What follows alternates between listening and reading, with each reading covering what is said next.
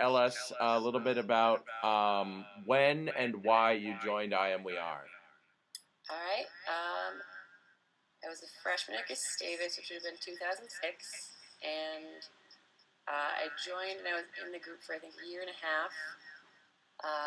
And I remember going to the Euphoria show and thinking it was really great, and how everything was laid out to a bunch of, like, for me personally, to a white suburban girl, what I would be encountering in good, clear terms.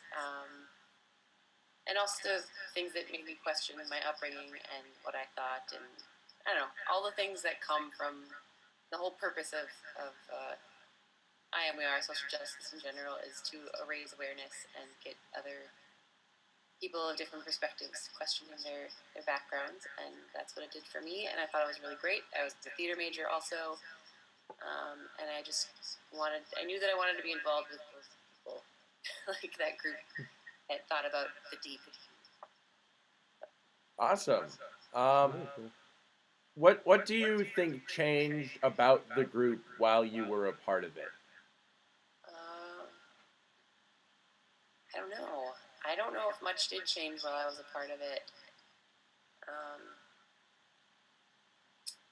I know that I wound up eventually leaving the group because for a show that we did in the fall or the winter of my sophomore year, there were too many white girls. I couldn't have been in the show, and then I wound up getting sidetracked with other things. But yeah, that's why I left, because I was like, well, in a group about diversity, there's a lot of me in it. So that's still a problem that we have. Welcome to Gustavus. Oh my God. Too true. Too true. Other than that one where you were one of too many white girls, what other shows or scenes were especially memorable for you? I think actually one of the things that did change while I was there is that's when we started doing the Body Chronicles. I don't know if you guys still do them. Oh, yes we do. 80% of Gustavus has seen me in my underwear. Interesting part of the show, for sure. But yeah, when I was there, that's when I started doing that show, and started doing it annually. So that was in 2006? Yeah, 2006 or 2007. As far as I remember it.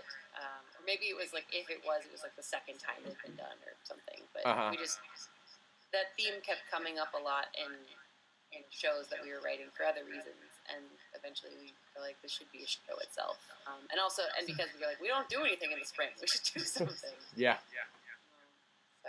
So yeah. that started as a show? Yeah. Oh, wow. We just do it as one scene during E Pluribus. Oh, okay, yeah. We made it an entire show, and I think they did it for the 4 years that I was in school. They did it every spring, and they used to do it on the lawn in front of the calf. They'd put up a stage, and I think after a while they were like, maybe don't do it on this particular. Like, what happened is somebody did a scene about. A woman did a scene about her breasts, and she was topless except for some tape, and it was the same weekend that, like, the Board of Trustees was there. Oh, my God. And they were like, well, you're allowed technically to do this, but... Wow. Wow. She was shouting about having, large boobs, and shouting, and... That's great. But it was a good show. People really liked it, so I don't know. Wow. Anyways, that was probably the only change I can really think of. Not much changed about, like, the style of how we did rehearsals or how we wrote things that I recall. That we did it as a show for a few years. Okay. What was the structure of the group like while you were a part of it? The structure that I remember and that I wound up using actually in my master's thesis when I produced my show was we'd come to rehearsal. I think it was Wednesday nights, and they would be you'd start with a check-in and then a warm-up, and then we'd discuss a few topics, and then we'd break off and sometimes it's a little different, but this is the one that stuck with me most. We'd break off and do tableaus about it, come back, talk about it. see where if the tableau could go into a scene. If it could, then we'd play with that, and then like everyone would comment and help sort of shape it into a fully fleshed scene. Someone would write it down, and then that would be a scene that we'd think about putting in a show eventually. And then at the end of that night, we'd check out, and that's how it was as far as I remember. It's a long time ago. Yeah. Wow, that's that's the general structure we currently have, but we don't every night break into tableaus, and if we do, everybody knows ahead of time. Yeah, and I don't think it was every night, but that's just a structure that I knew was very effective for creating a scene quickly. Yeah. Sometimes people would come with something written and we'd run it, see, or other nights it would be like just a conversation that went on. But that's, a long time ago. I'm trying to remember. So we're going off of this list that we're asking most alumni. So if that's what I'm looking down at, that's what it is. What memories do you have about doing scenes on sexual assault or homosexuality or racism? Those are some of the larger topics we've noticed throughout 20 years. Sure. I mean, I think as far as I knew in the 4 years that I was there, not much changed about the E. Pluribus show itself. And the scenes that were really affecting every time I saw them was the scene about hair. I don't know if you guys still do that one. It's a bunch of women in a bathroom, and all the girls are like, "Oh my god, your hair's so cute!" And like they start touching each other, and it's women of different ethnicities, and like how people assume that like people's bodies are up for touching when that's not true. Yeah. And, there's a terrible habit of strangers to think that they can touch black women's hair because like it's so different. Oh my god. And or how people just make comments that, like how bodily comments aren't welcome. Things like, "Oh, you're so lucky that you have Asian hair because it's straight and like doesn't get frizzy," and it's like that's not what you should think to somebody ever. Like it's not your job to tell people how they are. So I remember that being, like an effective thing about both body image and sort of keeping your comments to yourself, and about race. And there's a really great, effective one that my friend Buddha Muchala did about sexual assaults, and we called her the Dr. Seuss of I Am We Are, because half the things she did were in like the poetry slam style. And she wrote a very beautiful piece about, unfortunately, sexual assault. But it was a well-written piece, and it was very affecting. I can't tell you all the details about it, but I just remember it being very moving. Well, we're actually talking to her on Saturday. Great. Tell her I say hi. She's fabulous. Will do. Kristin says hi. Yeah, when I was there, I would say like the sort of leaders of the group when I was in it as a wee youth was Ria Muchala, Brian Evans, Evan Hilsebeck, Chris Bacon. Those are the people that like were really kind of leading the charge when we'd get together and sort of made sure everyone was organized. Aaron Kopang. Those are some great people to talk to, and they were just in general really good people that cared about everyone. So yeah, those are, and Marlinda Tyson, if you can get a hold of her too. I can't remember what her married name is now. But yeah, those are some good folks.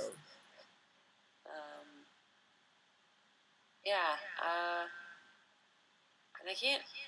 Like I said, it's been a long time ago. It's not that anything, like I remember, I was part of the social justice group that was so great when I was an undergrad. Like, I remember it really fondly and like as it being really great, really, like I remember having conversations that were very important to me and helped me widen my perspective. But I can't remember things specifically anymore. I guess I'm getting old. Sorry, I can't answer. No, perfectly fine. How would you describe the social atmosphere or the socio-political context here, especially because you were here when President Obama was elected, right? Yeah, that I would have probably. I think I left the group at that point that he was elected. Um, yeah, that was my. Yes, my junior year was when that happened. I remember being in a dorm in Euler and watching the election. um, that on campus, I don't remember it being super rife and like fraught with trouble. Beyond that, there are people who like. There wasn't an issue about race as much on campus as there was about actually feminism and Sarah Palin being McCain's running mate. And that wound up being a big debate. And like the Women's Awareness Center was involved and everything, but there was like the group of, I think it was Gustavus Republicans or some more conservative group that was like, this is what a real feminist is, and like, you know, referencing Sarah Palin. People were like, no, Hillary Clinton, like whatever. People getting petty and dumb and like pulling the no true Scotsman argument. So I'm glad you know what that is.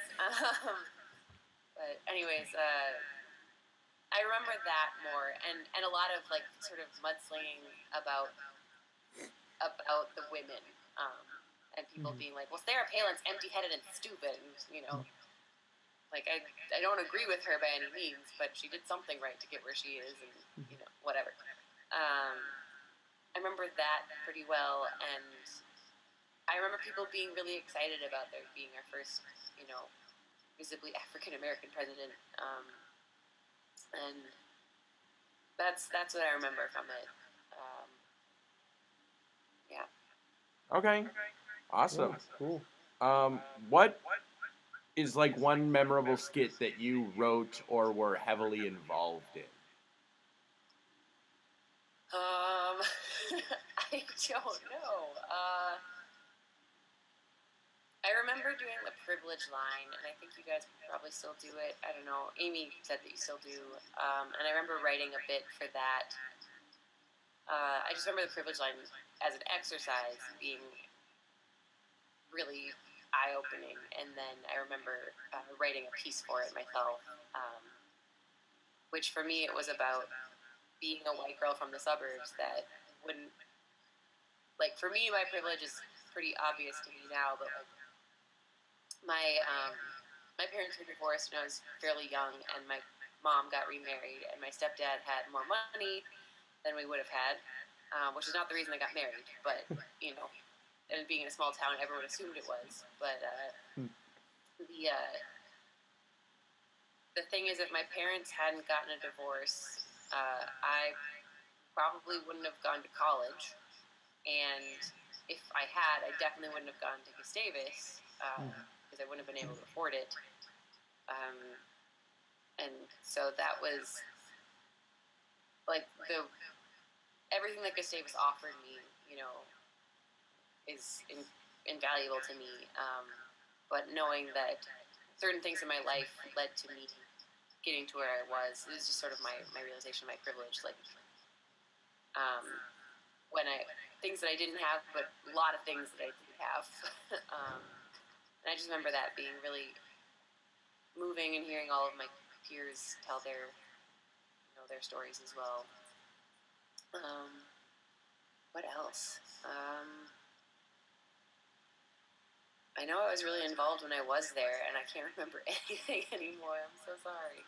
No, that's fine. I can't even dig things up on my computer because I had a crash before, and I lost everything from college. So. Oh no.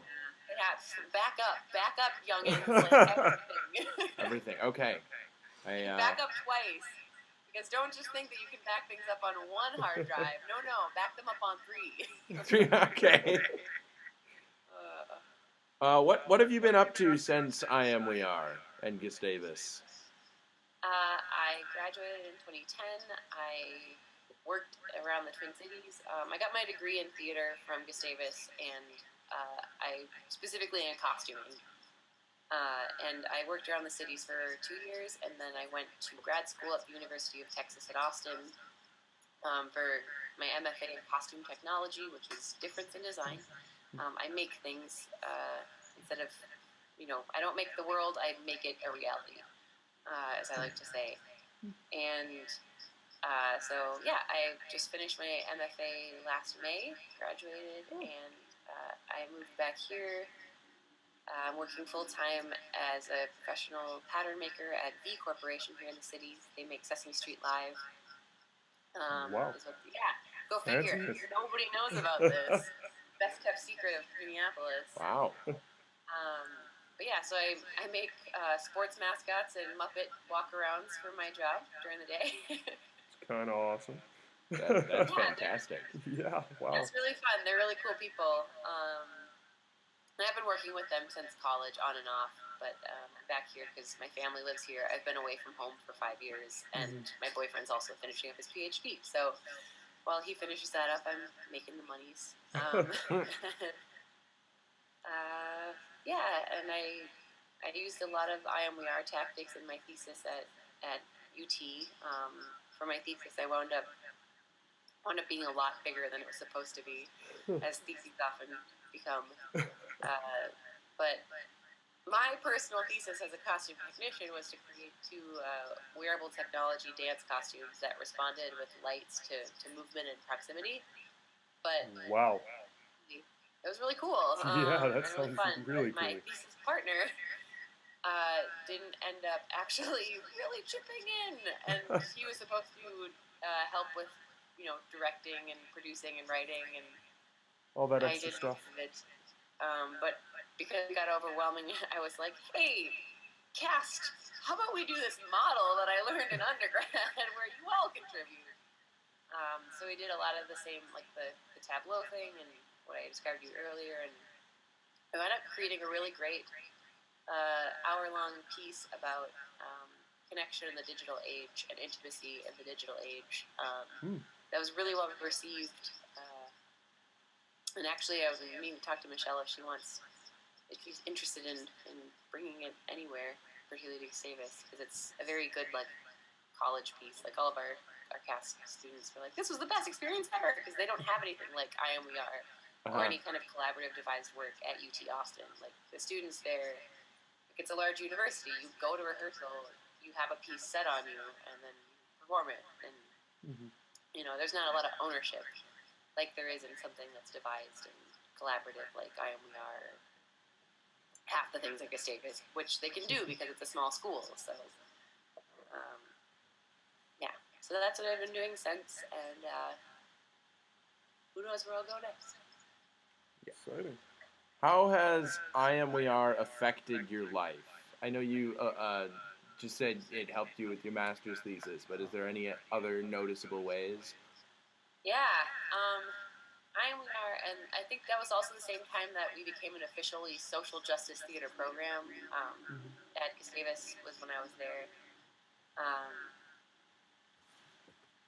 It just really, and I think just leaving your hometown does this as well, and traveling and meeting new people.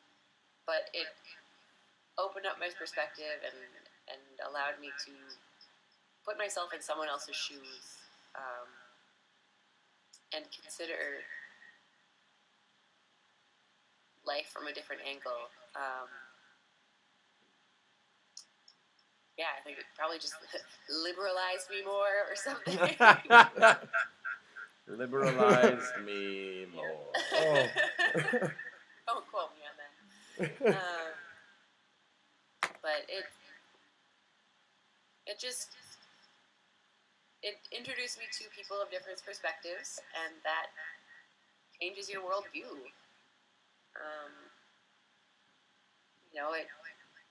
It helped. It was a safe space to talk about really heavy issues, and because I've had those experiences, I'm not afraid to talk about that anymore. And I also feel like I'm a little bit more tactful than I was before we are, and all of that.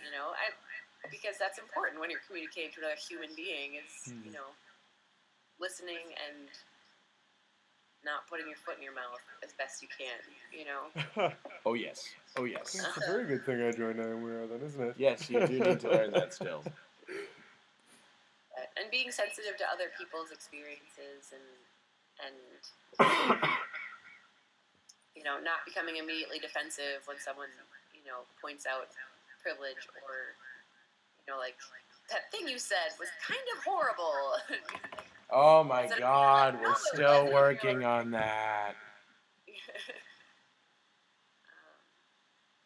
Yeah, I think it put social justice at the forefront of my life. And for that, I think it's a really great group. I hope it goes on forever, and I hope it pops up in other universities, because other universities could use it. Yeah. Other places, anywhere could use it. And taught me the value of collaboration too. It was all student led, and it's all your peers, which is a unique experience. And it teaches you how to work with different personalities of your same age group, which then prepares you to work with different personalities outside of college. So, yeah, it was great. Yeah. No, it is. It's my 4th year in IMWR this year. I'm a senior. Nice. And it's Gabe's first year. Freshman. Aw. Do you have any questions for us about anything? Just how you guys like in school and the group and what's changed. Well, I couldn't have made a better decision coming to Gustavus. I was lined up to go out east and then decided that would cost too much, so ended up here, and I think it's definitely changed my artistic life and outlook for so much better, and a lot of that is intricately woven in with my time in IMWR. I definitely couldn't agree with that more. I was never so happy that I got shot down by Columbia as when I came here. Oh, That Columbia. first week. Yeah, E Pluribus Gustavus is always the highlight of my year, and then the rest of the year just kind of... That was a really Do you good guys show. still do a spring show then? Yeah, it's been changing every year. My freshman year, we did a sex show because the administration said you can't cover sexual assault anymore during E Pluribus. Why? For... Do you remember a man by the name of Phil Cleary? Yes. He taped the 2010 E Pluribus Yep. and edited it, Yep. just like the Planned Parenthood people. Yep. They must have gone to the same summer camp or something. And because of the backlash from that, they were like, you can't handle this. We're handling this elsewhere in orientation, including this program called Can I Kiss You, which kind of just glazes over the topic. I mean, they're like, everyone says yes. It has to be affirmative consent, but that's mostly for, like, kissing is what they focus on. And I'm like, this isn't Bethel. Yeah.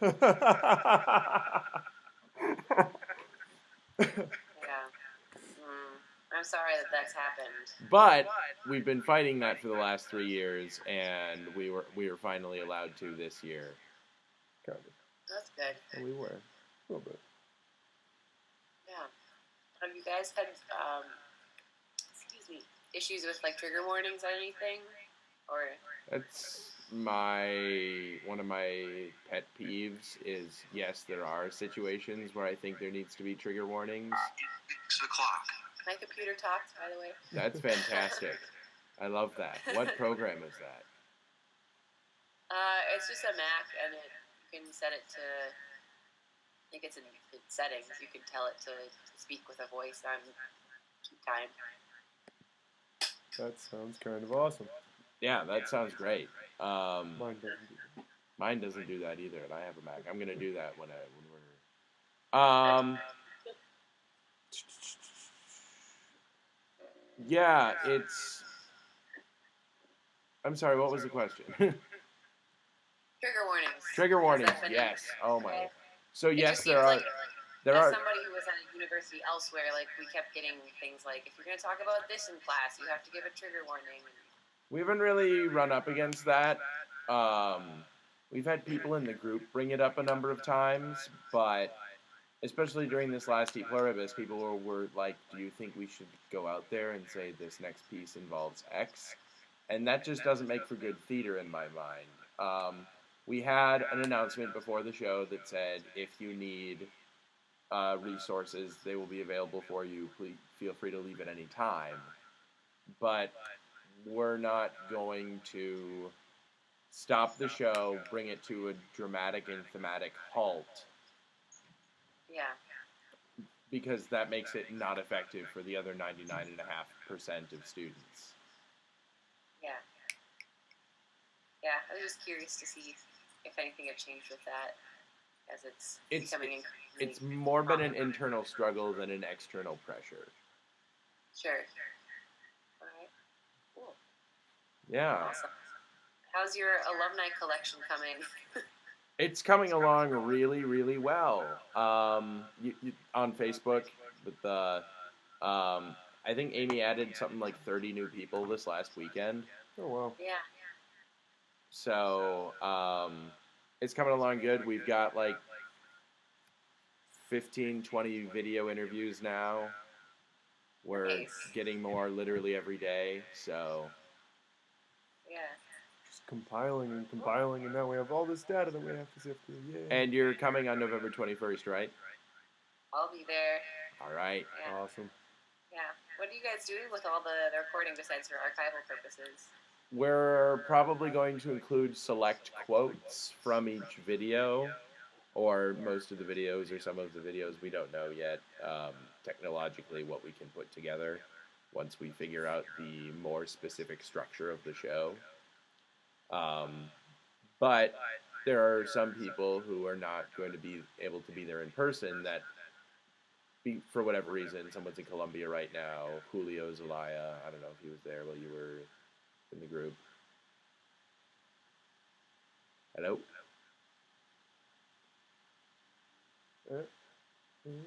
Kristin? Back. Okay, we're Alright. back. Okay, awesome. And there have just been a few quotes from each video that we really like and maybe want to make a montage of. Yeah. Cool. All right. So that's what we're doing. And Awesome. it's going to be great. I'm talking to the winery down the street about a wine bar after the performance. Awesome. There's a winery. Just east of St. Peter on 22. Oh, yeah. All right. What are you talking about now? There's a brewery in Awesome. Mankato, too. Yeah, but the better ones in New Ulm. Shells. Well, thank you very much, Kristin. Yeah, no problem.